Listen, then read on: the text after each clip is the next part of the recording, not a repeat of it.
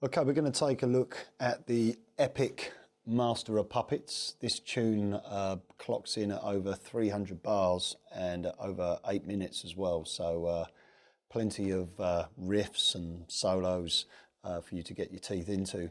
The other thing that you should be aware of with this track is the fact there's a lot of different tempos, different feels. And one of the main things is its speed. So you're going to have to really work on your picking hand to get this one up to tempo. When watching footage of Metallica, you actually see them playing this with downstrokes, which is pretty amazing. So I've opted for a much more economical and easier alternate picked technique for the riffs, which if played correctly will give you the desired effect as well. Anyway, due to the fact that this tune is so large, we're going to break it down into nice bite-sized chunks and go through all the riffs. So I'm going to start off with the first part of the intro riff. Here we go.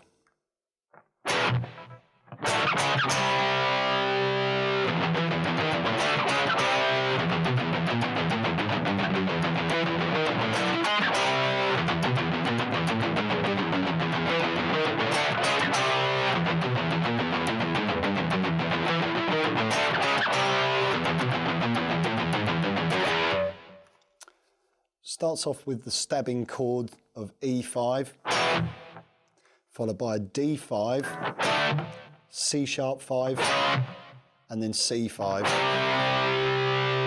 The first chord was played open position, open E, 2nd fret, A and D. The D5 was 5 on the A, 7 on the D, and then just drop that shape down in semitones. The final chord, the C chord, lands on beat 3 of the bar and then ties over to the next bar for the whole bar. So you get 1, 2, 3, 4, 1, 2, 3, 4, 1, 2, 3, 4.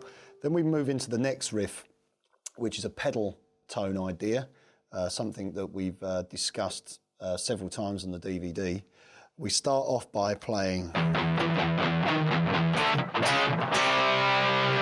So you play an E root, then to 7th fret on the A string, back to the E, then 6th fret, then the E, and then a D5, C5, or D5, C sharp 5 and C5, the same chromatic figure. I'll play it again.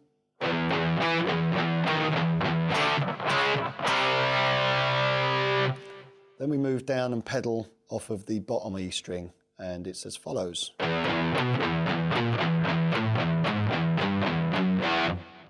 we've got the E, then 7, E, 6, 5, 4, 3, 2. I'll play that whole riff for you nice and slowly.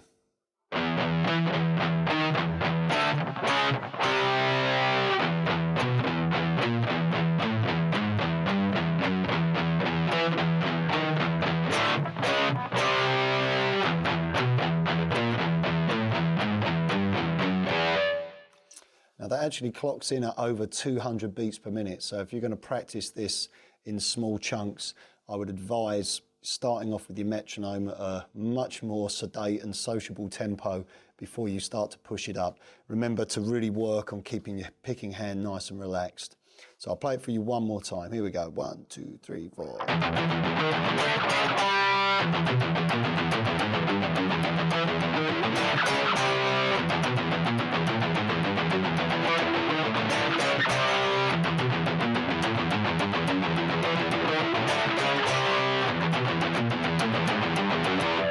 Great workout for the picking hand and also for synchronization between left and right hands. Okay, now we're going to look at the next section from the intro riff. I'll play it for you and then we'll break it down. Here we go.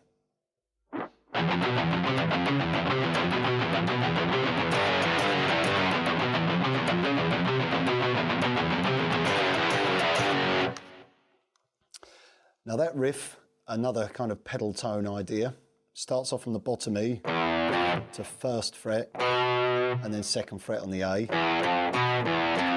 Open E to 1st fret again, 3rd fret,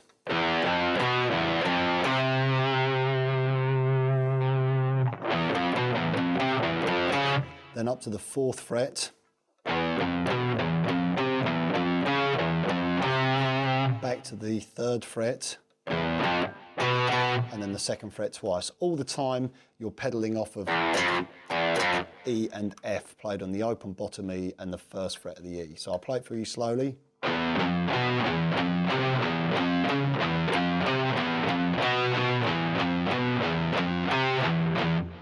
And now we play the power chords of G5, sliding down to an F sharp 5 with an open E in between, so you get this.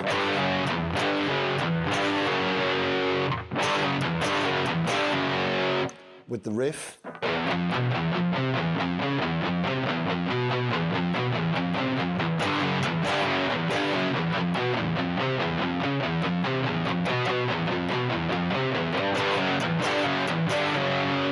And you can see that that would make another great exercise, the way that we got across the strings. 2 picks down, up on the bottom E, and then a single pick on the A string. I'm using alternate picking throughout for this section. I find it much easier and more economical way to perform it, but ultimately it's up to you how you want to approach these riffs. I'll play it one more time.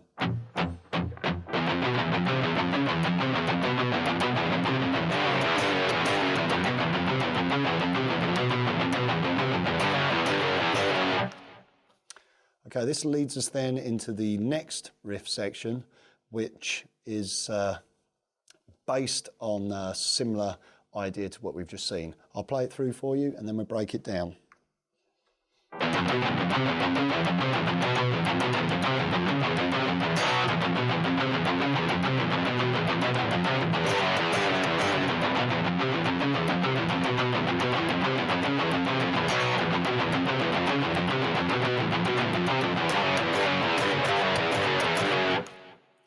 So as you can see, lots of alternate pick pedal tones and fast chords. So the riff itself, pretty much the same as the previous section.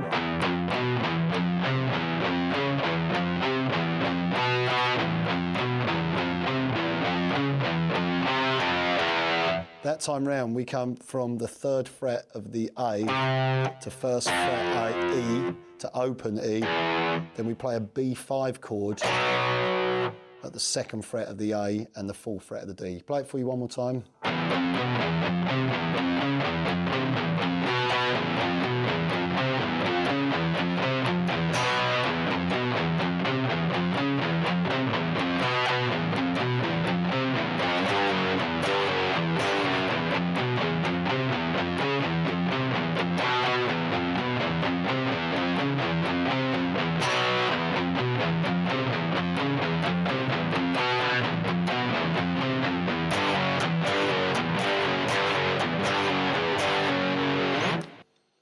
Okay, so that section concludes with this little fill, which is kind of an unusual, slightly dissonant sounding lick, played on the open E, 7th fret of the A, and 8th fret of the D. So you get something like this. So put it in with the other riff.